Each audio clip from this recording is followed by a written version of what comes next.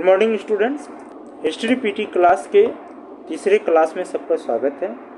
दूसरे क्लास में इससे पहले हम लोगों का एक क्लास हुआ है और उस एक क्लास में हम लोगों ने पढ़ा हिस्ट्री का इंट्रो, इतिहास का परिचय हम लोगों ने पढ़ा। उस क्लास में हम लोगों ने पढ़ा इतिहास क्या है, इस शब्द की अर्थ क्या है, इतिहास का क्षेत्र क्या है, हमारे जीवन में महत्व क्या है, और भारतीय इतिहास के बारे में हम लोगों ने पढ़ा कि भारतीय इतिहास को पढ़ने का जो आधार है, जो उनको विभाजन किया गया है, उसके बारे में हम लोग पढ़े। भारतीय इतिहास का विभाजन सर्वप्रथम ब्रिटिश अर्थशास्त्री जेम्स मिल ने किया था, जो कि पूरी तरह से सांप्रदायिकता के आधार पर किया गया था, जिनको खारिज कर दिया गया। वर्तमान में जो हम लोग भारतीय इतिहास पढ़ रहे हैं वो तीन भागों में पढ़ रहे हैं। पहला एंशियंट, ये प्रारंभ से बिगनिंग से 1000 AD 1000 ईस्वी तक का पढ़ते हैं, जिसको प्राचीन इतिहास भी इसे कहते हैं। दूसरा जो हम लोग पढ़ रहे हैं वो है दूसरा भाग, वो मेडाइवल के रूप में पढ़ रहे हैं। मेडाइवल 1000 ईस्वी से शुरू हुआ और 1818 ईस्वी तक हम लोग पढ़ते हैं। तीसरा मॉडर्न इतिहास के रूप में जानते हैं, जो 1818 ईस्वी से शुरू हुई, यानी 1818 AD से शुरू हुई और ये लास्ट तक है, अभी तक जो है चलते आ रही है। इनको जो विभाजन किया गया है, इन्हें ये विभाजन का स्वरूप किसने दिया है? ये जो विभाजन किया गया है, जो इनको डिवाइड किया गया है हिस्ट्री को इन तीन फॉर्म में, ये रमेश चंद्र मजुमदार, ये किन्होंने किया है? रमेश चंद्र मजुमदार, जो कि राष्ट्रवादी इतिहासकार है। ये कौन है? राष्ट्रवादी इतिहासकार इनको माने जाते हैं, इन्होंने किया है। ये सब पिछले क्लास में बता दिए गए हैं। जो लोग पिछले क्लास नहीं ले पाए वे एप्लीकेशन के अपने बैच के प्रीवियस क्लास में देख सकते हैं। जो जिस बैच में है वे अपने बैच के प्रीवियस क्लास में इसके बारे में जानकारी ले सकते हैं। और क्लास के नीचे अगर आप लोग देखेंगे तो वहाँ आपको PDF और कंटेंट नज़र आएंगे, जहाँ कि आपके नोट्स भी अवेलेबल करा दिए गए हैं, आप लोग वहाँ पढ़ सकते हैं। आज हम लोग आधुनिक भारत का जो इतिहास है उसे शुरू करेंगे। आधुनिक भारत का इतिहास आज हम लोग शुरू करेंगे। आधुनिक भारत यानी कि मॉडर्न हिस्ट्री। यहाँ एक सवाल ये बनता है कि आखिर रमेश चंद्र मजुमदार जी ने इतिहास को यही तीन भाग में क्यों बांटा और प्राचीन को 1000 ईस्वी तक ही क्यों रखा, और उसी प्रकार मॉडर्न की शुरुआत 1818 ईस्वी तक ही क्यों रखा? तो इसका कारण है कि प्राचीन से 1000 ईस्वी तक इतिहास को जो बांटा गया है, ये शासन की संस्कृति के आधार पर बांटा है। जो भारत की इतिहास वास्तव में है क्या? तो इतिहास बीता हुआ राज व्यवस्था है, यानी कि कल का जो राज व्यवस्था था वो आज इतिहास है, और जो आज की राज व्यवस्था है, जो पॉलिटी है, वही कल हिस्ट्री बनेगी, वही कल इतिहास बनेगी। तो अगर आप 1000 ईस्वी तक इस देश के इतिहास को देखें, 1000 ईस्वी तक, तो यहाँ जो शासन व्यवस्था चली है या जो यहाँ के शासक रहे हैं उनकी संस्कृति एक समान है। 1000 ईस्वी के बाद जब इस्लामिक आक्रमण शुरू हुआ, इसके बाद क्या हुआ कि भारत में जो शासन व्यवस्था है वो उसमें परिवर्तन शुरू हुआ। अब भारत की शासन व्यवस्था में परिवर्तन शुरू हुई, यहाँ की जो राज्य व्यवस्था है इसमें परिवर्तन शुरू हुआ, यहाँ के शासकों का दौर बदला। उसी प्रकार 1818 ईस्वी के बाद, मराठाओं के पतन के बाद, जब मराठा द्वारा पूरी तरह से समर्पण कर दिया गया ब्रिटिश सत्ता, क्योंकि मुगल के पतन और ब्रिटिश के उदय, मुगल और ब्रिटिश के उदय के बीच में एक साम्राज्य ऐसा है जिन्होंने कि काफ़ी तेजी से उदय किया, वह है मराठा साम्राज्य। और ऐसा माना जाता है कि पानीपत के तीसरे युद्ध में, जो कि 1761 में हुई थी, अगर इस युद्ध में मराठा नहीं हारते तो शायद भारत का इतिहास कुछ और होता। तो जो नहीं हुआ सो नहीं हुआ। तो इन दोनों के बीच में मराठा का एक लंबा शासन तो नहीं कहा जा सकता, लेकिन एक मजबूत शासन व्यवस्था चली। तो 1818 ईस्वी के बाद भारत में जो शासन व्यवस्था है उसमें एक नई परिवर्तन यहाँ से शुरुआत हुई है। यहाँ से एक नई परिवर्तन शुरुआत हुई, राज्य व्यवस्था में एक नई परिवर्तन की ओर हम लोग चले। हालांकि एक बात बता दूं, 1713 ब्रिटिश सरकार का जो रेगुलेटिंग एक्ट है वो 1773 में ही आ चुकी थी, फर्स्ट रेगुलेटिंग एक्ट, जो कि आधुनिक संविधान का नींव माना जाता है। लेकिन वो एक अलग विषय है और ये एक अलग विषय है। 1773 का जो रेगुलेटिंग एक्ट आया था वो कंपनी के लिए लाया गया था, जो ईस्ट इंडिया कंपनी जो भारत पे शासन कर रही थी उनके लिए लाया गया था, ना कि भारतीयों के लिए लाया गया था। कंपनी को किस आधार पे शासन चलाना है भारत में, इसके लिए 1773 का रेगुलेटिंग एक्ट लाया गया था। ये आप लोग पॉलिटी के क्लास में, पॉलिटी के चौथे क्लास जो दिया गया है पीटी क्लास में, चौथे क्लास में, वहाँ आप लोग विस्तार पूर्वक इसके बारे में पढ़ सकते हैं और वहाँ नोट्स भी दिया हुआ है, आप लोग पूरी तरह से जानकारी ले सकते हैं। अब हम लोग चल रहे हैं अपने आधुनिक भारत की ओर। आधुनिक भारत की शुरुआत तो यूरोपीय कंपनी से माना जाता है, यानी कि ब्रिटिश शासन। आधुनिक भारत का अर्थ माना जाता है भारत में यूरोपीय कंपनियों का आगमन एवं ब्रिटिश शासन। लेकिन इसकी जो शुरुआत हुई, ये शुरुआत कहाँ से हुई?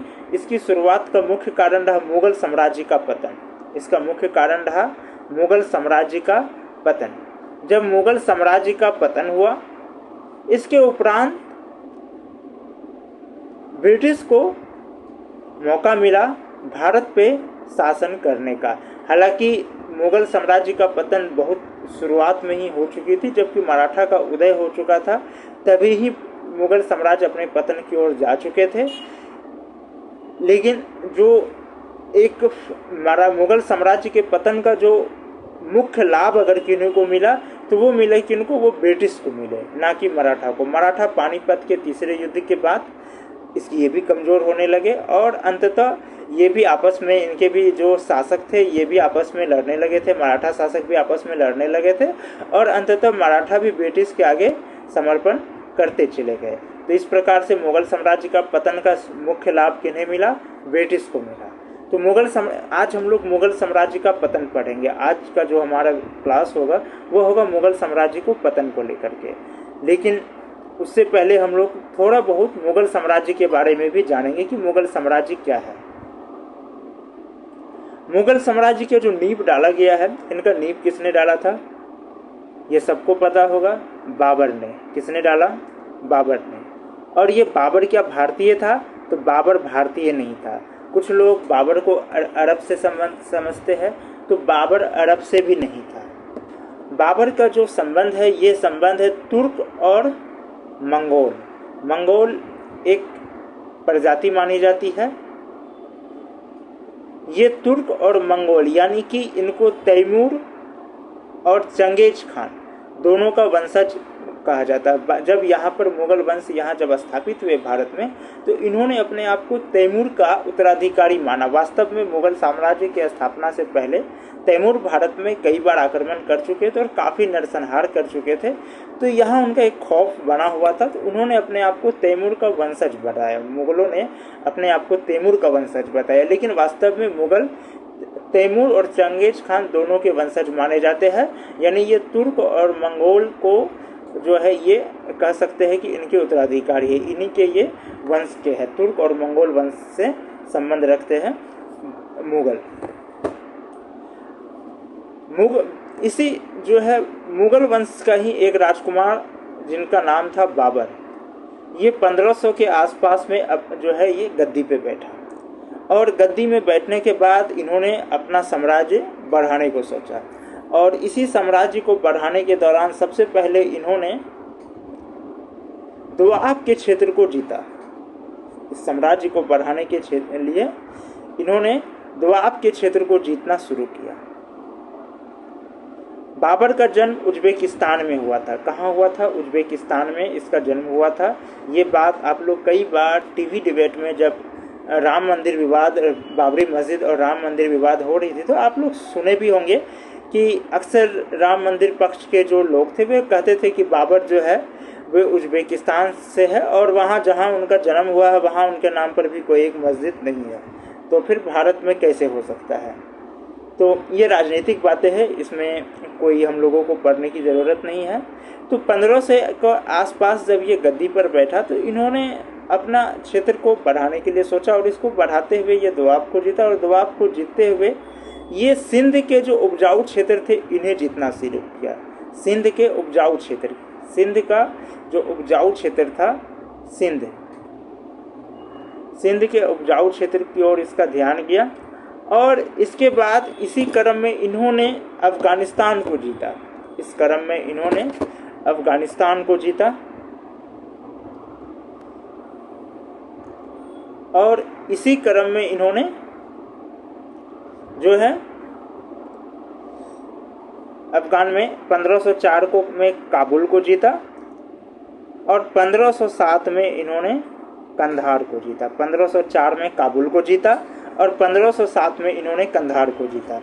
अब इनका टारगेट क्या बन गया? अब इनका टारगेट बन गया दिल्ली। काबुल जीत लिया, कंधार जीत लिया 1504 में और 1507 में कंधार जीत लिया।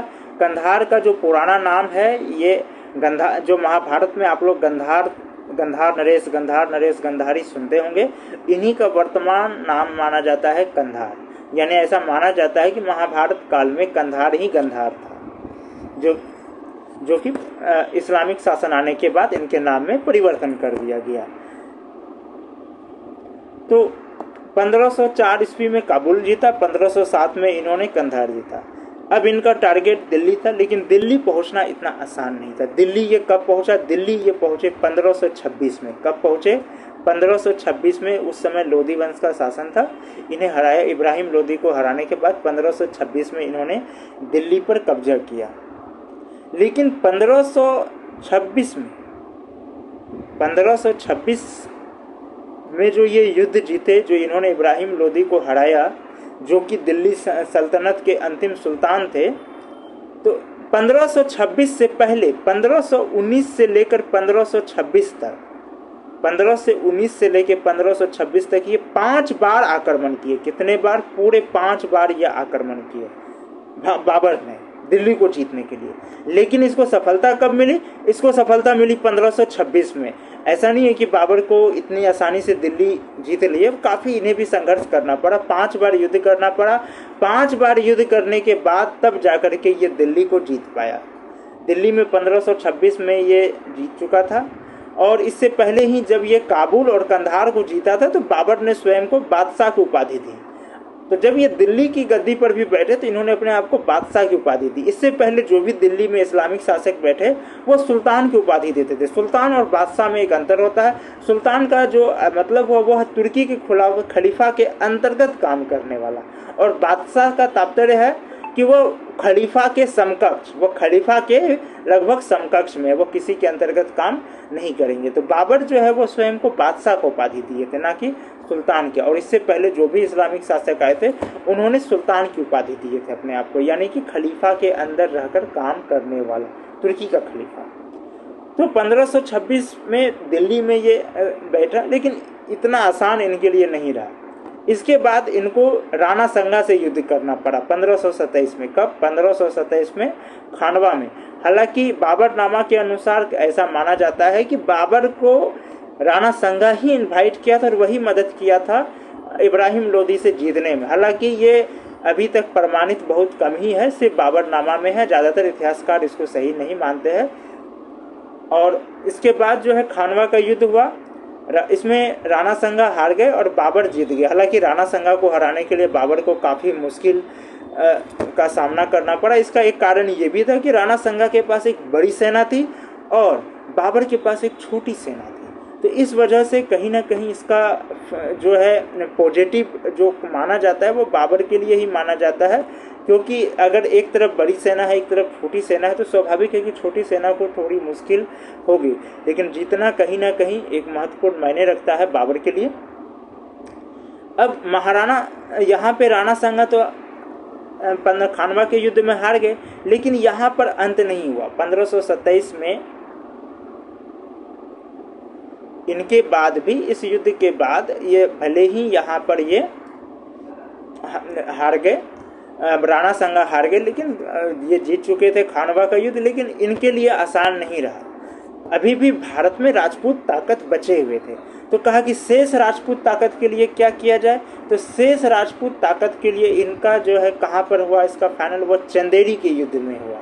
कहाँ पर हुआ, चंदेरी के युद्ध में हुआ। चंदेरी का युद्ध जो कि कब हुआ, 1528 में हुआ था। 1528 में चंदेरी का युद्ध हुआ। ये सब जब आप लोग मेडिवल हिस्ट्री पढ़ेंगे तो विस्तार से इसके बारे में पढ़ेंगे। फिलहाल सिर्फ एक मुगल शासन के बारे में इंट्रोडक्शन दिया जा रहा है ताकि आप मुगल साम्राज्य के पतन के बारे में अच्छे से समझ सकें।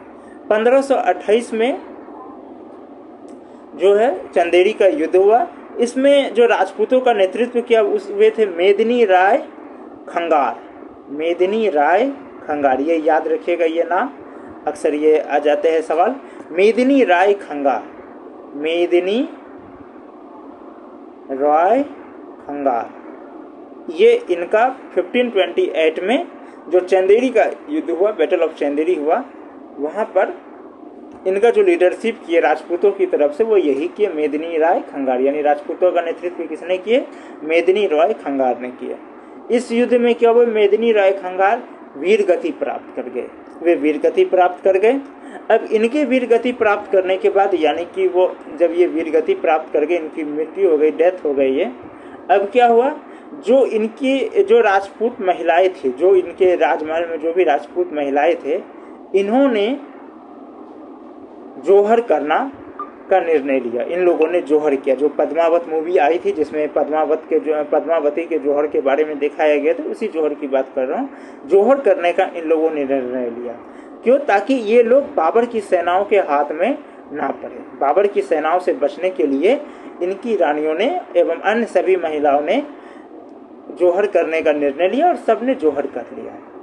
इसके बाद बाबर के लिए राह आसान हो गया और घग्गर के युद्ध के बाद लगभग भारत के लिए जो है इनकी राज्य सुरक्षित हो गई। लेकिन 1529 में घग्गर का युद्ध जीत तो गया, लेकिन 15